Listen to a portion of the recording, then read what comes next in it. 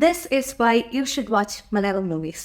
സത്യം പറഞ്ഞാൽ എനിക്ക് ഈ വീഡിയോ ഇംഗ്ലീഷിൽ പറയുന്നതാണ് ആഗ്രഹം. കാരണം മലയാള സിനിമയുടെ ഇപ്പോഴത്തെ ഒരു നിലവാരം എനിക്ക് ലോകം മൊത്തം അറിയിക്കണം എന്നാണ് ആഗ്രഹം. നമ്മൾ ഇത്രയും നല്ല ഇത്രയും വെറൈറ്റി ആയിട്ടുള്ള സിനിമകൾ നമ്മൾ മാത്രമല്ല എല്ലാവരും കാണുന്നതാണ് എൻ്റെ ഒരു ആഗ്രഹം. കാരണം അത്രയും ഭംഗിയായിട്ടാണ് ഇപ്പം മലയാള സിനിമയിൽ ഓരോ സിനിമകളും വരുന്നത്. Hi guys, welcome to Helen reacts. ഇന്ന് സിനിമയുടെ റിവ്യൂ ഒന്നുമല്ല. ഇതിപ്പോൾ ഒരുപാട് നാളുകളായിട്ട് നമ്മൾ കാണുന്ന ചില സിനിമകൾ അനലൈസ് ചെയ്തപ്പോൾ എനിക്ക് തോന്നിയ ചില ഫാക്ടേഴ്സാണ് ഞാൻ ഈ വീഡിയോയിൽ പറയാൻ പോകുന്നത്. നിങ്ങൾക്ക് തോന്നുന്ന ഇതുപോലെ എന്തെങ്കിലും എനിക്ക് തോന്നിയ പോലെ സിമിലർ ആയിട്ട് തോന്നുകയാണെങ്കിൽ നിങ്ങൾ താഴെ കമൻറ്റ് ചെയ്യുക. കാരണം നമുക്ക് ഫസ്റ്റ് റിലീസ് തൊട്ട് എടുത്തു തുടങ്ങാം. ഇപ്പം മലക്കോട്ടെ വാലിബനെ പറ്റി പലർക്കും പോസിറ്റീവ് റിവ്യൂ ഉണ്ട്, നെഗറ്റീവ് റിവ്യൂ ഉണ്ട്. കൂടുതലും നെഗറ്റീവ് റിവ്യൂസ് ആയിരുന്നു. ഒരുപാട് പേര് ഇഷ്ടപ്പെട്ടു എന്ന് പറഞ്ഞു, ഒരുപാട് പേര് ഇഷ്ടപ്പെട്ടില്ല എന്ന് പറഞ്ഞു. പക്ഷേ എൻ്റെ ഒരു അഭിപ്രായത്തിൽ മലക്കോട്ടെ വാലിബൻ എന്ന് പറയുന്നത് ഇഷ്ടപ്പെട്ടാലും ഇല്ലെങ്കിലും ഒരു മസ്റ്റ് വാച്ച് ആയിട്ടുള്ള സിനിമ തന്നെയാണെന്നാണ് എനിക്ക് തോന്നിയിട്ടുള്ളത്. കാരണം നമ്മൾ കണ്ടു പരിചയിച്ചിട്ടില്ലാത്ത അല്ലെങ്കിൽ നമ്മൾ കണ്ടു വന്നിട്ടില്ലാത്ത രീതിയിലുള്ള ഒരു അറ്റംപ്റ്റ് അത് ബോളിവുഡ് സിനിമയിൽ ഉണ്ടാവാന്ന് പറയുന്നത് എന്താ പറയുക, നമ്മളത് കണ്ടിരിക്കുന്നതാണല്ലോ. സിനിമ ലവേഴ്സ് എന്നുള്ള രീതിയിൽ സിനിമ ഇഷ്ടമുള്ള ആളുകൾ എന്തായാലും അത് പോസിറ്റീവ് ആണെങ്കിലും നെഗറ്റീവ് ആയാലും കാണേണ്ട ഒരു സിനിമയാണ്. കാരണം നമ്മളത് കാണുമ്പോൾ എങ്ങനെ ഒരു സിനിമേനെ ഡിഫറൻ്റ് ആയിട്ട് അപ്രോച്ച് ചെയ്യാം. അത് ചിലപ്പോൾ ആളുകൾക്ക് ഇഷ്ടമുള്ള രീതിയിലായിരിക്കും, ഇഷ്ടപ്പെടാത്ത രീതിയിലായിരിക്കും. എങ്ങനെയൊക്കെ ആയിരുന്നാലും എങ്ങനെ ഒരു സിനിമേനെ വിഷ്വലി അപ്രോച്ച് ചെയ്യാം, അതുപോലെ എങ്ങനെ ഒരു സിനിമേനെ വെറൈറ്റി ആയിട്ട് കൊണ്ടുവരാം, അല്ലെങ്കിൽ വെറൈറ്റി ആയിട്ട് എന്താ പറയുക, വെറൈറ്റി ആയിട്ടുള്ള സ്റ്റോറി ടെല്ലിങ് എങ്ങനെ കൊണ്ടുവരാം, ഇതൊക്കെ മലയാളത്തിന് കാണിച്ചു തന്നൊരു സിനിമയാണ് മലക്കോട്ടെ വാലിബൻ. മലക്കോട്ടെ വാലിബൻ എന്ന് പറഞ്ഞു കഴിഞ്ഞാൽ അങ്ങനെ ഒരു മസ്റ്റ് വാച്ച് ആയിട്ടുള്ള ഒരു അറ്റംപ്റ്റ് തന്നെയാണ്. കാരണം അതൊരു വെറൈറ്റി മസ്റ്റ് വാച്ച് ആയിട്ടുള്ള ഒരു സിനിമയാണ്. കാരണം അതൊരു വെറൈറ്റി അറ്റംപ്റ്റ് ചെയ്ത ഒരു സിനിമയാണ്. ഈ ചാനലിലൊക്കെ നിങ്ങൾ കണ്ടിട്ടില്ലെങ്കിൽ നിങ്ങൾ ഇവിടെ ക്ലിക്ക് ചെയ്താൽ മതി. ഇനി അത് കഴിഞ്ഞിട്ട് പിന്നെ അടുത്ത് കണ്ട ഒരു വെറൈറ്റി അറ്റംപ്റ്റ് മൂവിയായിരുന്നു ബ്രഹ്മയുഗം. ഓക്കെ, അപ്പോൾ ബ്രഹ്മയുഗം എന്ന് പറയുമ്പോൾ ഓൾറെഡി ഇതിൻ്റെ ട്രെയിലറൊക്കെ കണ്ട് ഒരു കിളി വാറിയ അവസ്ഥയിൽ ഇത് കാണണോ വേണ്ടോ, പ്രേതപ്പടാണോ, ഇനി ഇത് കണ്ട ഉറക്കം വരില്ലേ, ഇത് കണ്ടു കഴിഞ്ഞാൽ ഡിസ്റ്റർബൻസ് ആവോ, അങ്ങനെയൊക്കെ ചിന്തിച്ചിട്ട് കാണാൻ പോയൊരു സിനിമയാണ് ബ്രഹ്മയുഗം. പക്ഷെ നമ്മുടെ മലയാള സിനിമയിൽ ഒരു ബ്ലാക്ക് ആൻഡ് വൈറ്റ് സിനിമ എങ്ങനെയാണ് ഇത്രയും ബ്യൂട്ടിഫുൾ ആയിട്ട്, ഇത്രയും പേടിപ്പെടുത്തുന്ന രീതിയിൽ, ഇത്രയും ഡീറ്റെയിലിംഗ് ആയിട്ട് എടുത്തു വെച്ചെന്നുള്ളത് നമുക്ക് ഈ സിനിമ കാണുമ്പോഴാണ് മനസ്സിലാവുള്ളൂ. ഡീറ്റെയിലിങ്ങിനെ പറ്റി പറയുമ്പോഴാണ് മലയാള സിനിമയിൽ ഇപ്പോൾ ഇറങ്ങുന്ന സിനിമകളൊക്കെ പല കാലഘട്ടത്തിലുള്ള പല കാര്യങ്ങൾ പറയുന്ന സിനിമകൾ ഈ അടുത്തായിട്ട് ഇറങ്ങിയിട്ടുണ്ട്. അതിൻ്റെയൊക്കെ ഡീറ്റെയിലിംഗ് കൊടുക്കുക എന്ന് പറയുന്ന അത്രയും പെർഫെക്ഷൻ അത്രയും പെർഫെക്റ്റ് ആയിട്ടാണ് അതിൻ്റെയൊക്കെ ഡീറ്റെയിലിങ്സ് കൊടുത്തിട്ടുള്ളത്. ഇപ്പോൾ ബ്രഹ്മയുഗം ആണെങ്കിലും പഴയ കാലമാണ്. ആ മന, ആ ചെടി, അതിൻ്റെ സെറ്റ് ഇട്ടേക്കണം, അതിൻ്റെ മനയുടെ മുമ്പിലുള്ള പുല്ല്, ഇടിഞ്ഞു തൂങ്ങിയ മന, അതിൽ വരുന്ന അവസാനത്തെ ചാത്തൻ്റെ മേക്കപ്പ്, അതൊക്കെ ശരിക്കും പറഞ്ഞാൽ അത് ചാത്തനായിട്ട് വന്നത് ആളാണോ അതോ ഗ്രാഫിക്സ് ആണോ VFX, എനിക്ക് അതിനെപ്പറ്റി ഒരു ഐഡിയ ഇല്ല. പക്ഷെ എങ്ങനെ ഇരുന്നാലും ആ ഒരു സാധനം വെച്ചാൽ നമുക്ക് കണ്ടു കഴിഞ്ഞാൽ അറപ്പും പേടിയും, നമുക്ക് അങ്ങനത്തെ ഒരു സാധനം നമ്മളിൽ അത് ക്രിയേറ്റ് ചെയ്ത് ഉണ്ടാക്കുക എന്നുള്ളതാണ് ഒരു സിനിമയുടെ എപ്പോഴും മനസ്സ് ചിന്തിക്കുന്ന ഒരു കാര്യമാണ്. ഒരു സിനിമ കാണുമ്പോൾ നമുക്ക് അതിലുള്ള ഫീലിംഗ് കറക്റ്റായിട്ട് കിട്ടുക എന്നുള്ളതാണ് ആ സിനിമയുടെ വിജയം. അത് സ്കിപ്പ് അടിക്കാതെ കാണാൻ നമുക്ക് തോന്നുക എന്നുള്ളതാണ് ഒരു സിനിമയുടെ വിജയം. അപ്പോൾ ബ്രഹ്മയുഗം അങ്ങനത്തെ ഒരു സിനിമയാണ്. ഇത് ലാഗായിട്ട് പോയില്ല, എങ്ങനെയൊക്കെയോ ഇതിൻ്റെ ആക്ടിങ് വൈസ് ആണെങ്കിലും മേക്കിംഗ് വൈസ് ആണെങ്കിലും സ്റ്റോറി വൈസ് ആണെങ്കിലും ഓരോ ഷോർട്സ് ആണെങ്കിലും ഇത്രയും വെറൈറ്റി ആയിട്ടൊക്കെ ഒരു സിനിമ എടുത്തു വയ്ക്കുക എന്നൊക്കെ പറഞ്ഞു കഴിഞ്ഞാൽ ബ്രഹ്മയുഗം അതുപോലെ ഈ വർഷം ഇറങ്ങിയതിൽ ഞാൻ കണ്ടതിൽ വെച്ച് ഏറ്റവും എക്സ്പെരിമെൻ്റൽ ബട്ട് സക്സസ്ഫുൾ ആയിട്ടുള്ള ഒരു സിനിമയായിരുന്നു ബ്രഹ്മയുഗം. ഇനി ബ്രഹ്മയുഗത്തിൻ്റെ റിവ്യൂ നിങ്ങൾ കണ്ടില്ലെങ്കിൽ ഞാൻ ഇവിടെ മലക്കോട്ടെ വാലിബൻ ബ്രഹ്മയുഗം അതൊക്കെ കഴിഞ്ഞ് നമ്മളിങ്ങനെ സീരിയസ് ആയിട്ടിരിക്കുമ്പോഴാണ് ഒന്ന് ചില്ല് ചെയ്യാൻ വേണ്ടിയിട്ട് പ്രേമലു വന്നത്. പ്രേമലു വന്നു കഴിഞ്ഞപ്പോൾ ഞാൻ പ്രേമലിൻ്റെ റിവ്യൂവിൽ പറഞ്ഞിരുന്നു, അത് കണ്ടിട്ടില്ലെങ്കിൽ നിങ്ങൾ ഇവിടെ ക്ലിക്ക് ചെയ്ത് നോക്കുക. ഇതിൽ പറഞ്ഞിരുന്നു സീറ്റെഡ്ജിൽ ഇരുന്ന് കണ്ടുകൊണ്ടിരുന്ന ചില സിനിമകൾ കണ്ടതിന് ശേഷം നമ്മൾ സീറ്റിൽ ചാരി ഇരുന്ന് കാണാൻ പറ്റിയൊരു സിനിമയായിരുന്നു പ്രേമലു.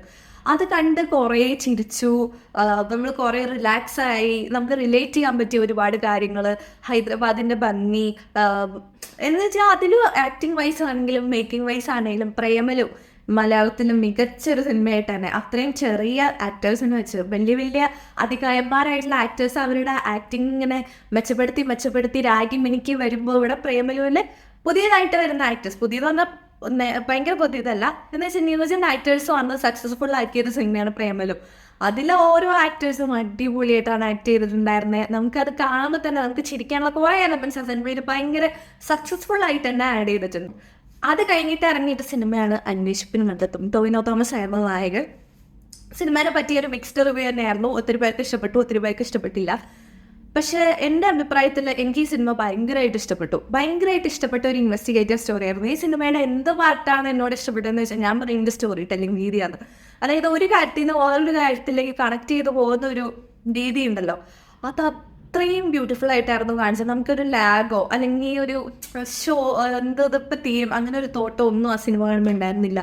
ടൊവിനോ തോമസിൻ്റെ ആക്ടിങ് ആണെങ്കിലും എല്ലാവരുടെ ആക്ടിങ് അടിപൊളിയായിരുന്നു. പിന്നെ ആ ഒരു കാലഘട്ടം റീക്രിയേറ്റ് ചെയ്തത് അത് 80s 90s നടക്കുന്ന ഒരു കഥയാണ്. വെച്ചാൽ ഒരു പഴത്തു പോലും ഇല്ലാതെയാണ് എൻ്റെ ഒരു കാലഘട്ടം വെച്ചാൽ ചെരുപ്പ് തൊട്ട് കലണ്ടർ തൊട്ട് പേന തൊട്ട് അതുപോലെ നമ്മുടെ ഡ്രസ്സിങ് പന്തുകളി വരെ റീക്രിയേറ്റ് ചെയ്തിടാന്ന് പറഞ്ഞു കഴിഞ്ഞാൽ അത് എത്രമാത്രം അവർ തിങ്ക് ചെയ്ത് എഫേർട്ടിലാണ് ആ ടീം ചെയ്തിട്ടുള്ളതെന്നാണ് നമ്മൾ ചിന്തിക്കേണ്ടത്.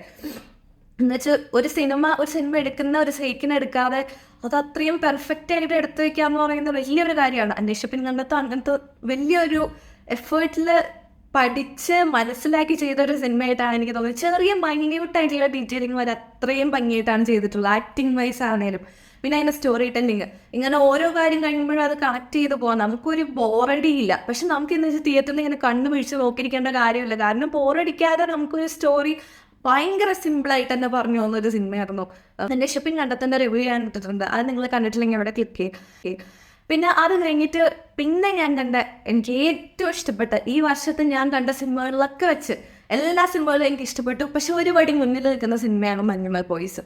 പല റീസൺസ് ഉണ്ട്, പല ഫാക്ടേഴ്സ് ഉണ്ട്. ഒന്നാമത്തെ കാര്യം ഇതൊരു ട്രൂ സ്റ്റോറി ആണെന്നുള്ള കാര്യമാണ്. എന്ന് വെച്ചാൽ ആ ക്യാരക്ടർ ആ ഒരു പ്രശ്നത്തിലൂടെ കടന്നു പോകുമ്പോൾ ഇതൊരാൾക്ക് നേരത്തെ ഉണ്ടായതാണ്, അയാൾ ഈ പ്രശ്നത്തിലൂടെ പോയതാണ് നമ്മുടെ മനസ്സിലുണ്ട്. അത് എത്രമാത്രം നമ്മളെ പേടിപ്പിച്ചും നമ്മളെ ഇമ്പാക്ട് ചെയ്യിച്ചും ആക്ട് ചെയ്ത് കാണിക്കുക എന്നുള്ളത് ആ ക്യാരക്ടേഴ്സിൻ്റെ വിജയമാണ്. അതായത് അത്രയും സൂപ്പറായിട്ടാണ് ഓരോരുത്തരും അതിൽ ആക്ട് ചെയ്ത് വായിക്കണേ.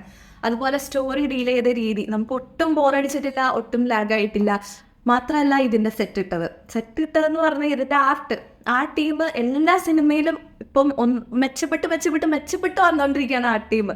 അപ്പം ഈ ആ ടീം ഇതിൽ ചെയ്തതും അതായത് സെറ്റ് ഇട്ടത്, ഈ ഗുണാക്കേവ് സെറ്റ് ഇട്ട രീതി, പിന്നെ അതുപോലെ തന്നെ 2006 ക്രിയേറ്റ് ചെയ്ത എല്ലാ ഫാക്ടേഴ്സും, അതായത് ഒരു ക്യാരക്ടറിൻ്റെ ടീഷർട്ട് മുതൽ അവരുടെ ചെരുപ്പ് മുതൽ ബൈക്ക് മുതൽ എല്ലാ കാര്യങ്ങളും 2006 അതേപോലെയാണ് അവിടെ ഉണ്ടായത്.